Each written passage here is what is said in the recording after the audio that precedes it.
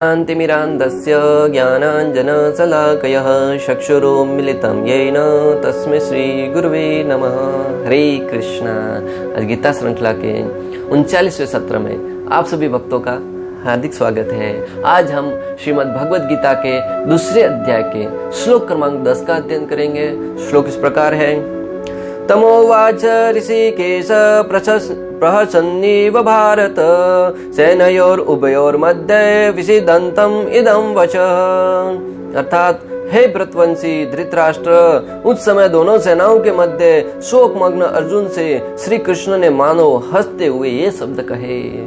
यहाँ पे संजय है वो धृतराष्ट्र को संबोधित करते हुए कह रहे हैं कि दोनों सेनाओं के मध्य बैठकर शोक मग्न अर्जुन, जो चिंताओं में डूबा हुआ था, जो अनेक प्रकार की व्यथाओं में डूबा हुआ था, उसे देखकर श्री कृष्ण ने हंसते हुए शब्द है ना, बहुत ही महत्वपूर्ण है। इसके ऊपर पूरा एक दिन कथा किया जा सकता है। श्री कृष्ण ने हंसते हुए अर्जुन से ये शब्द कहे। यहाँ शब्द क्या कहे वो तो अगले श्लोक में समझेंगे, परंतु यहाँ पे श्री कृष्ण मात्र हंसने पर भी सामने वाले को पूर्ण संदेश क्या दे देते हैं, इसके विषय में चर्चा करेंगे। और अर्जुन की क्या स्थिति है और वहां से हम क्या सीख सकते हैं, इसके विषय में आइए चर्चा करते हैं। यहाँ पर संजय धृतराष्ट्र से कह रहे हैं कि दोनों सेनाओं के मध्य शोक मग्न अर्जुन से कृष्ण ने हंसते हुए ये शब्द कहे।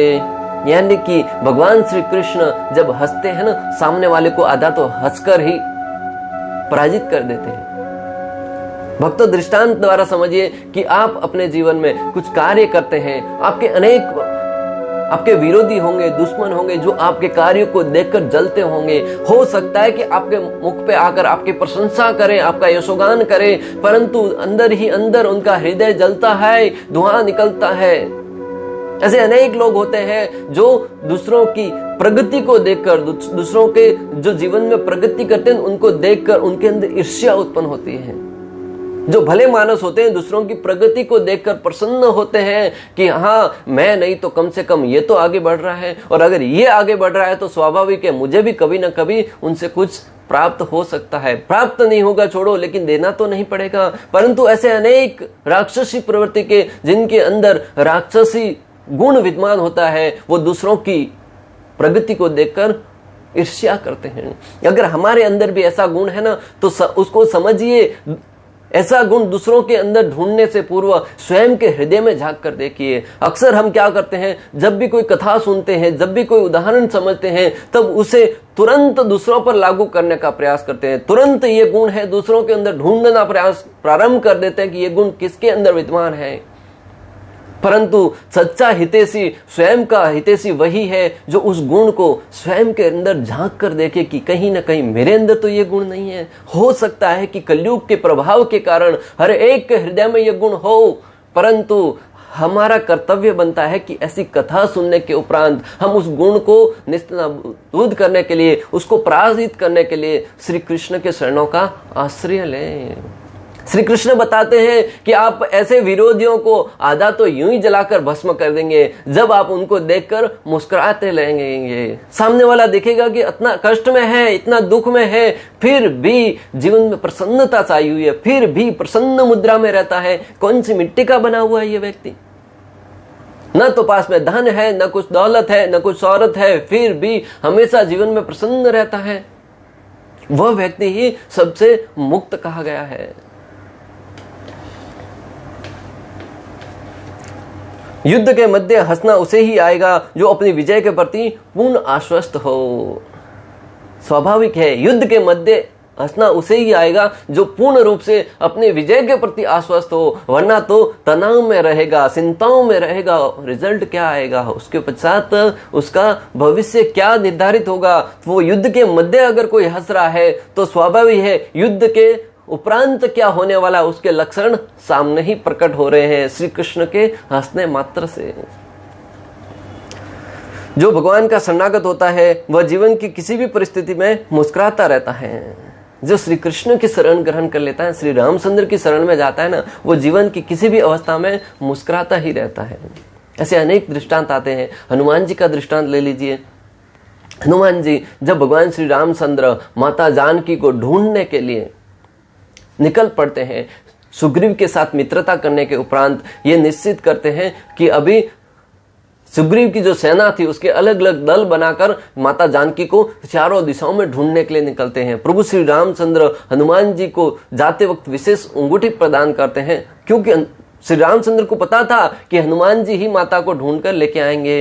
हनुमान जी एक दिशा में गए, वहां कथा से बहुत लंबी है परंतु सार रूप में समझने का प्रयास करेंगे। जब वहां से उड़ान भरी और लंका में प्रवेश किया, चिंताएं कम नहीं थी, संकट कम नहीं थे।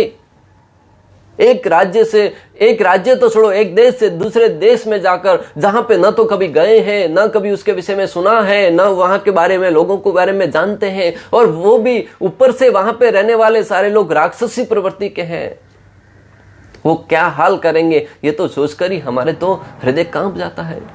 परंतु हनुमान जी भगवान की सेवा में लगे हुए थे, श्री रामचंद्र के शरणों का आशीर्वाद लेकर निकले थे। जैसे ही लंका में प्रवेश किए, एक एक महल में जाकर ढूंढा कि माता सीता कहां होगी, और एक भी चिंता की लकीर उनके सर पर नहीं थी। वो परम प्रसन्न मुद्रा में थे। क्यों? क्योंकि श्री रामचंद्र की शरण ग्रहण कर रखी थी। विभीषण के महल में प्रवेश किए, वहां पे सारा वृतांत सुनकर अशोक वाटिका की तरफ गए और वहां पर जाकर माता जानकी से मिले। माता सीता को यह विश्वास दिलाया कि श्री रामचंद्र है वो आपको ढूंढने के लिए दिन रात एक किए हुए हैं, और तुरंत शीघ्र ही आपको यहां से मुक्त कराने के लिए रावण के ऊपर चढ़ाई करेंगे और रावण को पराजित करके आपको यहां से सकुशल लेके जाएंगे। इतना सब कहने के उपरांत हनुमान जी को भूख लगी थी। वो अशोक वाटिका में गए, एक एक पेड़ को उखाड़कर उनसे जो फल गिरने लगे, पके हुए फलों को भोजन के रूप में स्वीकार करने लगे। जब इस बात का पता राजा के सैनिकों को ज्ञात हुआ, राजा तुरंत रावण के सैनिकों ने रावण को सारी सूचना दे दी। रावण ने आदेश दिया कि उस बंदर को पकड़कर मेरे पास लेके आइए। हनुमान जी को पकड़ने का अनेक प्रकार से प्रयास किया गया, परंतु हनुमान जी अपनी शक्ति से, अपने सामर्थ्य से एक सैनिक को धराशायी करते हुए आगे बढ़ने लगे। अंत में यहां तक कि रावण के एक पुत्र का भी वध कर दिया। तब रावण ने सोचा कि ये कोई वानर साधारण वानर नहीं लगता है। तब उनके पुत्र कुंभकर्ण, जो मेघनाथ, इंद्रजीत, जिन्होंने इंद्रदेव को युद्ध में पराजित कर दिया था, उन्हें आदेश दिया कि तुम जाकर उस वानर को पकड़ कर लेके आओ। अपने पिता की आज्ञा पाकर इंद्रजीत है वो निकल पड़े और हनुमान जी के साथ युद्ध में हुआ, परंतु हनुमान जी उनको भी पराजित कर देते। परंतु हनुमान जी ने सोचा कि श्री रामचंद्र की युद्ध की, उनकी शक्ति का, उनके सामर्थ्य का एक झलक दिखाना है, एक डेमो तो देना होगा, सैंपल तो देना होगा। उसके लिए मुझे अपने आप को उनके अंदर, उनके बंधन में आना होगा। हनुमान जी दूसरों के बनने से कौन बनने वाला है? स्वयं रुद्र के अवतार हैं और स्वयं की इच्छा से बंध कर एकनाथ के साथ जब रावण के राज्य में लेके जाए गए, रावण के सामने, अपने सामने अपनी मौत को देखकर, अभी राक्षसों को राज्य में, दूसरे राज्य से राक्षसों के राज्य में गए थे, वहां पर निश्चित है कि उनकी मृत्यु होने वाली है, फिर भी वो मंद मंद मुस्कुरा रहे हैं। रावण ये देखकर विचलित हो गया कि तुमने एक तो यहाँ पे अनेक प्रकार की उदंडता करी है, अनेक प्रकार के अपराध किए हैं, उसके उपरांत तुम्हें पकड़कर बंदी बनाकर यहाँ पे लेके आया गया है, फिर भी तुम मुस्कुरा रहे हो, तुम्हें किसी प्रकार का भय नहीं लग रहा है?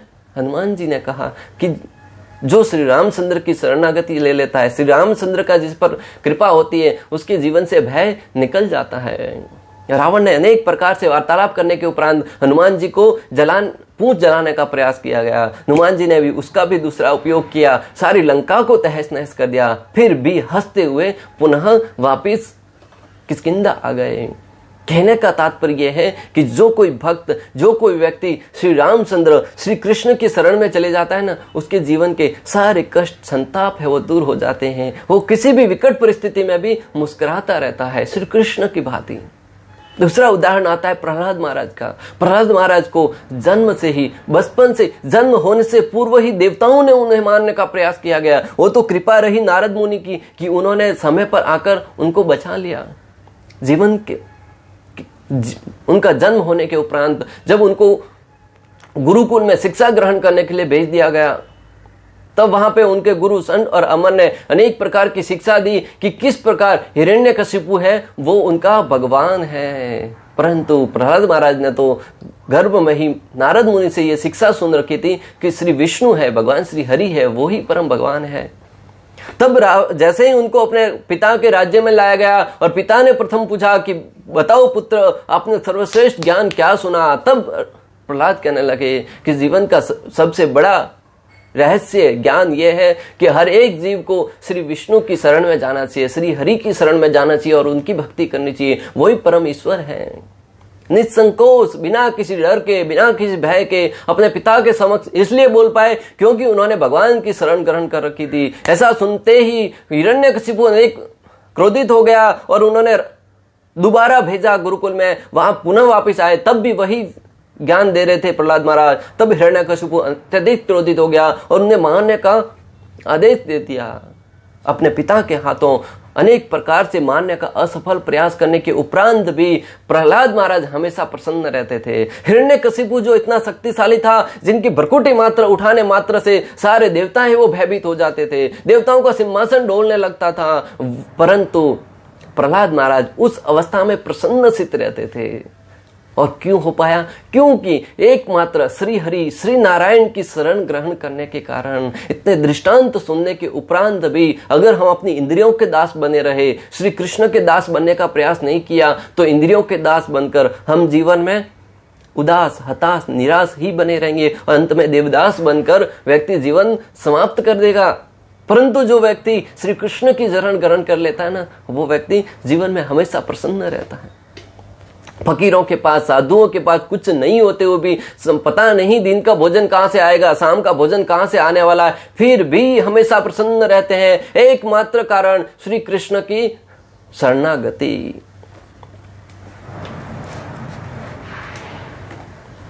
अर्जुन तथा श्री कृष्ण मित्र के रूप में दोनों का पद सम्मान था, किंतु इनमें से एक स्वेच्छा से दूसरे का शिष्य बन गया था। यहाँ पे आचार्यगण कह रहे हैं कि अर्जुन तथा श्री कृष्ण का पद अभी तक तो दोनों का बराबर था, दोनों एक दूसरे के मित्र थे, साथ में खेलते, बैठते, उठते, सोते, साथ में भोजन करते थे, साथ में खेलते थे, साथ में बाहर भ्रमण करने जाते थे। परंतु अभी यहाँ पर अर्जुन है वो स्वेच्छा से अपने मित्र को शरणागति देकर उन्हें अपना गुरु स्वीकार करता है। तो हमें यहाँ पे सीखना होगा कि हम मित्र रहते हैं, अच्छी बात है, परंतु जहां पे हमें शिक्षा की आवश्यकता हो, अपने मित्र को भी गुरु बनाने से हिचकिचाना नहीं चाहिए। अपने जीवन में अनेक शिक्षाएं जो हम अपने मित्रों से लेते हैं, अपने शिक्षकों से लेते हैं, अपने जो हमारे रिश्तेदार हैं उनसे लेते हैं, तो हर एक वो व्यक्ति आपका गुरु है। भले उसने क्या शिक्षा दी, किसी ने आपको शारीरिक स्वास्थ्य को ठीक करने के लिए शिक्षा दी, वह भी आपका एक गुरु है। आध्यात्मिक गुरु एक होता है, परंतु शिक्षा गुरु है वो अनेक प्रकार से हो सकते हैं। किसी ने आपको ये शिक्षा दी, वह भी शिक्षा गुरु है, किसी ने आपको कोई और शिक्षा दी, वह भी आपका शिक्षा गुरु है। तो यहाँ पे श्री कृष्ण ने, अर्जुन ने श्री कृष्ण को गुरु रूप में शरणागति प्रदान करी। श्री कृष्ण हंस रहे थे क्योंकि उनका मित्र अब उनका शिष्य बन गया था। यहाँ पे आचार्यगण श्री कृष्ण के हंसने के अनेक अर्थ निकालते हैं। वो बताते हैं कि कृष्ण इसलिए हंस रहे थे क्योंकि अर्जुन ने मित्र होते हुए भी श्री कृष्ण को शरणागति प्रदान करी थी। श्री कृष्ण सोच रहे हैं कि अभी आया ऊंट पहाड़ के नीचे, अभी तक तो बड़े ज्ञान की बातें कर रहे थे, बड़ा यशोगान कर रहे थे, बड़ा अपने आप को विद्वान मान रहा था अर्जुन, परंतु जब उनकी दाल नहीं गली, जब वो अपने जीवन से संकटों को नहीं हटा पाया, तब जाकर श्री कृष्ण की शरण में गया।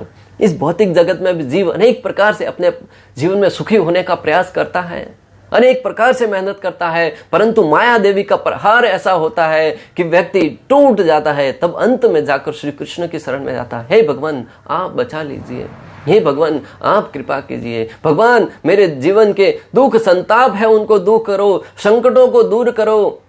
हालांकि उस शरणागति में और अर्जुन के शरणागति में अंतर है। अर्जुन है वो जिज्ञासावश भगवान की शरण में गया है, पूर्णतः शरणागत गया है, परंतु हम जीवन में जब शरणागत जाते हैं तो जीवन में दुख आते तब शरणागत तो जाते हैं, परंतु मात्र और मात्र धन के उद्देश्य से, मात्र और मात्र जीवन में सफलताओं के उद्देश्य से। और जब वो सफलता प्राप्त हो जाती है तब श्री कृष्ण हमारे केंद्र से हट जाते हैं और हमारे जीवन में पुनः भौतिक ऐश्वर्य है वो केंद्र बिंदु बन जाते हैं। उस दूसरी तरफ अर्जुन ने श्री कृष्ण को ही अपना जीवन का केंद्र बिंदु बनाए रखा, कभी श्री कृष्ण को जीवन से हटने नहीं दिया। तो यहाँ पे सीखना होगा कि हाँ, हमें भौतिक लाभ प्राप्त होने के उपरांत भी श्री कृष्ण को कभी न भूलें।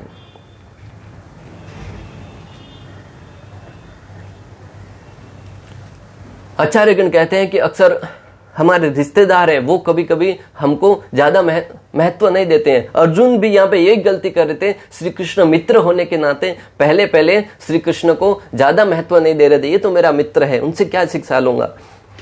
परंतु जैसे ही उनके ऊपर इस प्रकार की स्थिति बनी तब उन्होंने शरणागति ली। हमारे भौतिक जीवन में भी कभी कभी होता है, व्यक्ति बड़ा ज्ञानी होता है, बाहर बहुत बड़ा प्रचार कर रहा है, परंतु घर वाले उनको ठीक से नहीं समझ पाते। क्यों? क्योंकि घर की मुर्गी दाल बराबर। घर वाले तो ये सोचते हैं कि ये व्यक्ति भी हमारी भांति आदान प्रदान कर रहा है, उनके ऐश्वर्य को जानते हुए भी फिर भी वो इतना महत्व नहीं दे पाते। श्रील प्रभुपाद के जीवन में देखिए, बाहर इतने लोगों को परिवर्तित कर दिया, परंतु उनके घर वाले उनकी बात नहीं सुनते थे। ऐसे अनेक आचार्य हैं, अनेक संत हैं जो ये कहते हुए सुने पाएंगे कि उनके घर वाले उनको ज्यादा तवज्जो नहीं देते हैं। तो ऐसा जो सुने ना तो आश्चर्य करने की बात नहीं है, क्योंकि श्री कृष्ण भगवान होते हुए भी अर्जुन ज्यादा मित्र होने के कारण ज्यादा महत्व नहीं दे रहे थे। यहाँ पे हमने समझा कि ज्ञान अर्जित करने की जिज्ञासा कैसी होनी चाहिए। जब ऐसी स्थिति आएगी ना, आचार्यगण कहते हैं कि एक बार एक व्यक्ति अपने गुरु के पास गया और गुरु से कहा कि मुझे ज्ञान दीजिए। अनेक प्रकार से कहने लगा ज्ञान दीजिए। गुरु ने कहा कि सेवा तो करो, मंदिर में सेवा दो, फिर ज्ञान की अवस्था आएगी तब निश्चित रूप से ज्ञान देंगे। नहीं, बोले मुझे ज्ञान चाहिए, मुझे ज्ञान चाहिए। तो गुरु ने कहा कि आइए तुम्हें हम एक उदाहरण देते हैं। उसको पकड़ के लेके एक तालाब के पास, तालाब में लेके जाकर उसको अंदर डुबाया। अंदर बहुत देर तक रखा, सांस नहीं आ रहा था। जैसे ही मृत्यु का क्षण, एक ही क्षण बाकी था मृत्यु में, उसको बाहर निकाला। सांस लेने लगा। बाहर आने के बाद वापिस अंदर डाला, वापिस जब मृत्यु आने वाली तब बाहर डाला। बोले गुरु तुम्हारा मानसिक स्थिति तो ठीक है, तुम्हारी स्थिति तो नहीं बिगड़ गई है, तुम मुझे मारने पर क्यों तुले हुए? मैं तो तुमसे ज्ञान लेने के लिए आया था। तब गुरु ने बहुत ही सुंदर संदेश दिया कि यही तुम्हारी उदाहरण है, यही शिक्षा है कि तुम ज्ञान उस अवस्था में प्राप्त कर सकते हैं कि किस अवस्था में, जीवन के किसी भी हद तक। जब तुम पानी के अंदर थे ना, तब सांस लेने की जो तड़प थी तुम्हारे अंदर, वो तड़प ज्ञान अर्जित करने के लिए होनी चाहिए, क्योंकि गुरु की सेवा करके मैं ज्ञान अर्जित करूंगा। उस अवस्था में व्यक्ति जब शरणागति लेता है ना, तब ज्ञान अर्जित कर पाएगा। अब ऊपर से भावुकता से जाकर ज्ञान अर्जित करने का प्रयास करेंगे, कुछ ही दिनों के अंदर वापस लौट आएंगे। परंतु शिष्य के अंदर जब ऐसी जिज्ञासा हो कि मृत्यु के क्षण उसका सांस लेने के लिए जो जिज्ञासा है, उसी जिज्ञासा जब प्राप्त करेंगे ना, तब निश्चित रूप से ज्ञान अर्जित करने का अधिकारी बन जाएगा। हालांकि श्री कृष्ण सबों के स्वामी होने के कारण वे सदैव श्रेष्ठ पद पर रहते हैं, तो भी अपने भक्त के लिए सखा, पुत्र या प्रेमी बनना स्वीकार करते हैं। हालांकि भगवान श्री कृष्ण है, वो परमात्मा है, ईश्वर है, इसके कारण हमेशा सर्वोच्च पद पर रहते हैं, लेकिन अपने भक्तों के वत्सल होकर, भक्त वत्सलता के कारण कभी कभी उनके लिए पुत्र बन जाते हैं, कभी कभी उनके मित्र बन जाते हैं, उनके सखा बन जाते हैं, माता पिता बन जाते हैं। अनेक प्रकार से उनके साथ आदान प्रदान करते हैं। और ऐसे ही दृष्टांत हमने देखे कि यहाँ तक कि अपने भक्तों के लिए वो शुकर का रूप भी धारण कर लेते हैं। वराह रूप में जब इस धरा पर आए, क्यों आए? हिरण्यकशिपु का भाई हिरण्याक्ष अत्यंत शक्तिशाली था। उन्होंने भगवान श्री विष्णु को सुनौती देने के लिए पृथ्वी देवी को अपने कब्जे में कर लिया और उसको नीचे पाताल लोक में डुबाने के लिए लेके गया। तब पृथ्वी देवी भगवान से याचना करने लगी, हे भगवान, हे श्री कृष्ण, हे भगवान श्री विष्णु, मेरी सहायता कीजिए, मेरी रक्षा कीजिए। तब भगवान श्री विष्णु ने उन पृथ्वी देवी की रक्षा करने के लिए, अपने भक्त के संताप को हरने के लिए वराह रूप, जो सबसे जघन्य रूप माना गया कि शुकर का रूप कौन धारण करेगा, लेकिन धन्य है परमात्मा जो अपने भक्त के भक्त वत्सलता को तो देखिए, भक्त की रक्षा करने के लिए वराह रूप लेकर आए। अनेक दिनों तक हिरण्याक्ष के साथ युद्ध किया और हिरण्याक्ष को युद्ध में पराजित करके, जब हिरण्याक्ष के साथ उनका युद्ध हो रहा था ना, तब वीर रस का आनंद ले रहे थे भगवान श्री हरि। भगवान ने जय और विजय को इसलिए तो इस धरती पर भेजा था कि उनके साथ युद्ध में आनंद प्राप्त कर सके। अनेक दिनों तक घमासान युद्ध चला। अंत में हिरण्याक्ष का वध करके भगवान श्री विष्णु ने पृथ्वी देवी को अपने मुख पर उठाकर बाहर लाया। आपने चित्र देखा होगा कि वराह देव है, वो पृथ्वी देवी को अपने मुख मंडल पर आसीन करके बाहर लेके आ रहे हैं। और दूसरा अवतार उन्होंने कश्यप अवतार लिया। कथा से आप सब वाकिफ हैं, देवताओं और दानवों ने मिलकर समुद्र मंथन करने का निश्चय किया ताकि अंदर से अमृत प्राप्त कर सकें। और उससे मंथन करने के लिए हम घर पे थोड़ा सा दही को मंथन करने के लिए तो लकड़ी की छोटी सी कांडी होती है, उससे हम मंथन कर देते हैं। परंतु समुद्र का मंथन करना है कि साधारण लकड़ी से मंथन नहीं होने वाला। उसके मंथन करने के लिए दरअसल पर्वत को लेके आए, और पर्वत को जब उठाकर लेके आ रहे थे तब देवता दानव अनेक बार गिर रहे थे, उसको उठा नहीं पा रहे थे। तब भगवान श्री विष्णु ने अपने भक्तों की ऐसी दशा को देखकर गरुड़ जी को आदेश दिया कि जाओ तुम उनकी सहायता कीजिए। गरुड़ देव ने उनको वहां से उठाकर पर्वत लेके जाने में भी सहायता करी, और अंत में वासुकी नाग जो भगवान श्री विष्णु का हमेशा सेवक रहा है, वो उनको रस्सी के रूप में उनका प्रयोग किया गया कि एक तरफ देवता एक तरफ दानव उनका प्रयोग रस्सी को भिगोने में उसका प्रयोग करेंगे। पर्वत तो लेके तो आ गए, समुद्र में रख भी दिया, लेकिन समुद्र में पर्वत इतना भारी था कि उसके वजन से वो तो पानी के अंदर प्रवेश करने लगा, समुद्र के अंदर जाने लगा। देवताओं और दानवों के मन में एक और चिंता व्याप्त होने लगी। तब पुनः उन्होंने भगवान को याद किया। भक्तों के भक्त वत्सल भगवान श्री हरि पुनः एक बार भक्तों के ऊपर कृपा करने के लिए कश्यप रूप धारण किया, और कश्यप रूप धारण करके उस पर्वत के नीचे स्थित हो गए और अपने पीठ पर उस पर्वत को धारण करके रखा ताकि वो पानी के अंदर नहीं जाए। देवताओं और दानवों ने मिलकर समुद्र मंथन किया। समुद्र मंथन करते थे तब वो जो पर्वत हिल रहा था, उस पर्वत के हिलने से जो भगवान के जो पीठ है, पीठ पर खुजली हो रही थी, और उस खुजली को भगवान है वो प्रसन्नता अनुभूति कर रहे थे कि उनको इतना आनंद आ रहा था। आज की तारीख में भी अनेक प्रकार के ऐसे व्यक्ति हैं जो अपने आप को भगवान बनाए बैठे, अपने आप को भगवान कहते हैं। आचार्यगण कहते हैं कि जो अपने आप को भगवान कहता है, पर्वत तो छोड़िए, उसके ऊपर 100 किलो का पत्थर उठाकर पीठ पर रखिए और उसको रगड़िए। अगर उसको उस अवस्था में आनंद आता है तो मान लीजिए कि वो भगवान है। परंतु आनंद तो आना दूर की बात है, जैसे ही पत्थर रखेंगे कमर टूट जाएगी। तो तथाकथित व्यक्तियों को भगवान बनने की बजाय भगवान का सेवक बनना चाहिए। सेवक बनने में जब इतना आनंद है तो भगवान बन के अपने आप को दुखी क्यों किया जाए। भगवान स्वयं भी भक्तों के आनंद को महसूस करने के लिए भक्तों का भाव लेकर, श्री चैतन्य महाप्रभु का भाव लेकर इस धरा पर प्रकट होते हैं कि भक्ति में कितना आनंद है। तो हमें जो स्वाभाविक स्थिति मिली है भक्ति करने की, उसे हम गवाकर बॉस बनने का क्यों प्रयास किया जाए। और ऐसे तो प्रयास हम अनेक जन्मों में कर चुके हैं और वहां पे हमें असफलता ही हाथ लगी है, निराशा ही हाथ लगी है। नरसिंह रूप धारण किया और अनेक जन्मों में उन्होंने माता देवकी है, यशोदा है, उनको माता के रूप में भी स्वीकार किया। पिता रूप में नंद बाबा है, वसुदेव जी है, उनको भी प्राप्त किया। भगवान को किसी का पुत्र या मित्र या सखा या कुछ और बनने की आवश्यकता नहीं है, परंतु मात्र और मात्र अपने भक्तों को आनंद प्रदान करने के लिए भगवान है वो अलग अलग रूप धारण करके यहाँ पे आते हैं। परंतु इस भौतिक जगत के बद्ध जीव है, उनका दुर्भाग्य ही क्यों न कहा जाए, वो भगवान के इस लीलाओं को मात्र और मात्र ये कहकर समझते हैं कि भगवान को भी अपने कर्मों का फल भुगतना पड़ता है और इस धरती पर जन्म लेना पड़ता है। अभी कुछ दिनों पहले मैं एक व्यक्ति से मिला, वो कहते हैं कि श्री रामचंद्र को भी अपने कर्मों का फल भुगतना पड़ा, 14 साल वन में रहना पड़ा और वहां से वापस आए तब भी ऐश्वर्य का भोग नहीं कर सके, अपनी पत्नी को वनवास देना पड़ा। श्री कृष्ण को भी ऐसे जीवन, उन्होंने कुरुक्षेत्र में युद्ध करवाया, इसलिए उनको अनेक प्रकार के दंड सहने पड़े।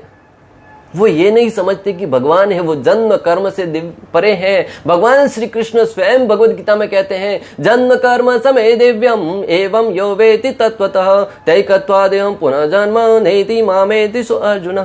हे अर्जुन, जो मेरे जन्म और कर्म के दिव्य स्वभाव को समझ लेगा, जान लेगा कि मैं जन्म कर्म से परे हूं, मेरा स्वभाव है वो दिव्य है। हालांकि मैं भक्तों का आनंद देने के लिए, इस धरा पर लीला करने के लिए किसी प्रकार से जन्म लेता हूं, परंतु मेरा जन्म भौतिक नहीं है, पूर्ण रूप से आध्यात्मिक है। जैसे ही भगवान श्री कृष्ण का जन्म हुआ, वो किसी तुरंत शंख चक्र गदा पद्म धारण किए विष्णु रूप में वहां पे प्रकट हुए थे माता देवकी के समक्ष। माता के यशोगान करने पर, निवेदन करने पर पुनः एक लल्ला के रूप में प्रकट हुए। जब श्री रामचंद्र प्रकट हुए तब भी शंख चक्र गदा पद्म धारण किए, भगवान श्री विष्णु के चतुर्भुज रूप में प्रकट हुए। माता के प्रार्थना करने पर वहां पे भी उन्होंने शिशु रूप धारण किया, ताकि माता उनके साथ प्रेम का आदान प्रदान कर सके।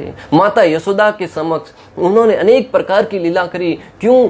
जब माता यशोदा उनको मारने के लिए दौड़ती थी, उन्हें दंड देने के लिए कान से पकड़ती थी, तब भगवान भयभीत से नजर आते थे। जिनकी भ्रगुटी मात्र उठाने से संपूर्ण विश्व भयभीत हो जाता है, वो त्रिलोकापति श्री विष्णु एक माता के प्रेम में इतने डूब जाते थे कि वो उनके समक्ष भयभीत नजर आते थे। कहने का तात्पर्य यह है कि भगवान श्री कृष्ण अपने भक्तों के लिए किसी भी अवस्था में जा सकते हैं। भगवान अपने भक्तों का मान नहीं टूटने देते, भले अपना ही मान क्यों न टूट जाए। उक्त वार्ता से ऐसा प्रतीत होता है कि गुरु तथा शिष्य की यह वार्ता दोनों सेनाओं की उपस्थिति में हुई, जिससे सारे लोग लाभान्वित हुए। श्रील प्रभुपाद तात्पर्य में लिखते हैं कि उक्त वार्ता से ऐसा प्रतीत होता है कि गुरु श्री कृष्ण और शिष्य अर्जुन दोनों की उक्त वार्ता है वो दोनों सेनाओं के मध्य में हुई और सबकी उपस्थिति में हुई। उनसे यह सिद्ध होता है कि जो श्रीमद् भगवद गीता का ज्ञान है वो सबके कल्याण के लिए था, मात्र और मात्र अर्जुन के कल्याण के लिए नहीं। वहां पर जितने भी सेना उपस्थित थी उन सबके कल्याण के लिए, और अर्जुन के माध्यम से आप और हम सबके कल्याण के लिए श्रीमद् भगवद गीता का ज्ञान दिया गया। और वहां पर न तो किसी दुश्मन के विषय में, न किसी हितैषी के विषय में ऐसा लिखा गया है कि ये उसके लिए है, इसके लिए नहीं है। श्रीमद् भगवद गीता प्रत्येक व्यक्ति के लिए है, चाहे स्त्री हो, पुरुष हो, नौजवान हो, वयोवृद्ध हो, प्रत्येक व्यक्ति को श्रीमद् भगवद गीता का अध्ययन करना चाहिए। आचार्यगण कहते हैं एक नौजवान व्यक्ति को गीता पढ़नी चाहिए ये जानने के लिए कि जीवन को कैसे जिया जाए। एक वृद्ध व्यक्ति को गीता पढ़नी चाहिए ये जानने के लिए कि जीवन का त्याग कैसे किया जाए। एक ज्ञानी व्यक्ति को गीता पढ़नी चाहिए नम्रता प्राप्त करने के लिए। अज्ञानी व्यक्ति को गीता पढ़नी चाहिए ज्ञान अर्जित करने के लिए। एक धनवान व्यक्ति को गीता पढ़नी चाहिए दया प्राप्त करने के लिए, और धनहीन व्यक्ति को गीता पढ़नी चाहिए आशा की किरण प्राप्त करने के लिए। एक बलशाली व्यक्ति को गीता पढ़नी चाहिए दिशा प्राप्त करने के लिए, और बलहीन व्यक्ति को गीता पढ़नी चाहिए आंतरिक बल प्राप्त करने के लिए। एक घमंडी व्यक्ति को गीता पढ़नी चाहिए शैतानी प्राप्त करने के लिए, और नम्र व्यक्ति को गीता पढ़नी चाहिए मोक्ष प्राप्ति के लिए। एक जो संकालु व्यक्ति है उसको गीता पढ़नी चाहिए शांति प्राप्त करने के लिए, और श्रद्धालु व्यक्ति को गीता पढ़नी चाहिए कांति प्राप्त करने के लिए। श्रीमद् भगवद गीता प्रत्येक व्यक्ति को पढ़नी चाहिए, चाहे स्त्री हो, पुरुष हो, नौजवान हो, वयोवृद्ध हो, हर एक व्यक्ति को गीता का अध्ययन करना चाहिए। और श्रीमद् भगवद गीता को पढ़कर समझकर जब जीवन में उसके अनुसार जीवन जीने का प्रयास करेंगे ना, तब जीवन में सफलता निश्चित है, और जीवन में सफलता ध्रुव है, अटल है।